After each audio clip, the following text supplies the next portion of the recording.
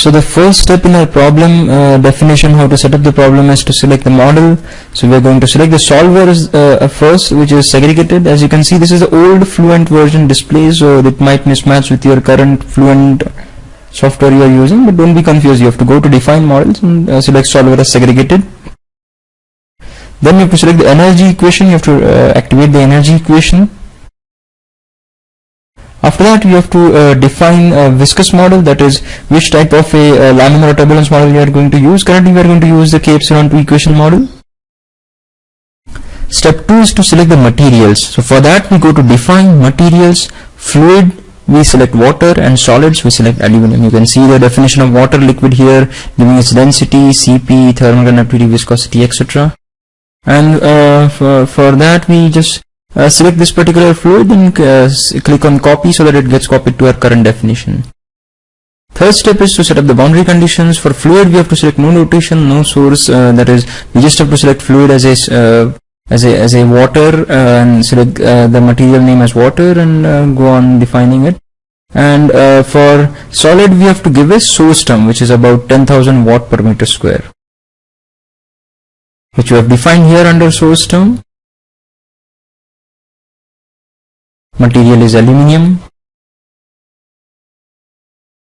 After that, third step, we have to give the boundary condition for inlet. For that we select mass flow inlet, and mass flow rate we give it as 0.05 kg per second. Temperature we give it as 283 Kelvin, and thermal turbulence we give it as 3% intensity, and hydraulic diameter as 20. So this is the particular definition that we specify: mass flow rate, temperature, as well as turbulent boundary conditions.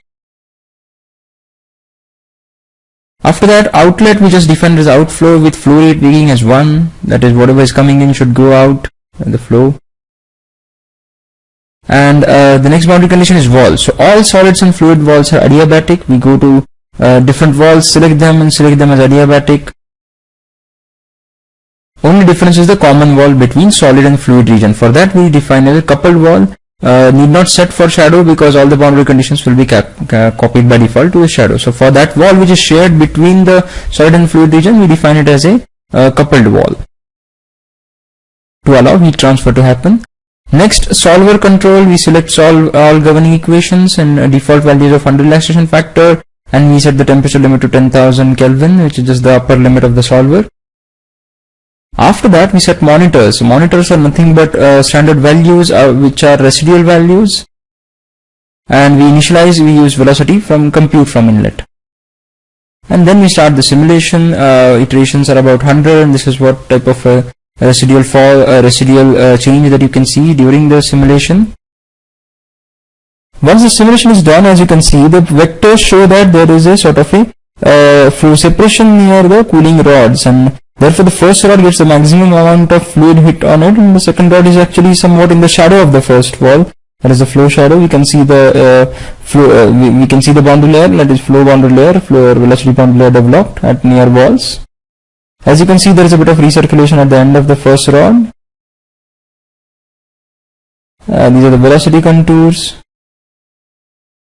and these are the temperature contours. So the minimum temperature or the reduction in temperature of the first rod is comparatively greater than that from the second wall. Second wall is still a bit hot,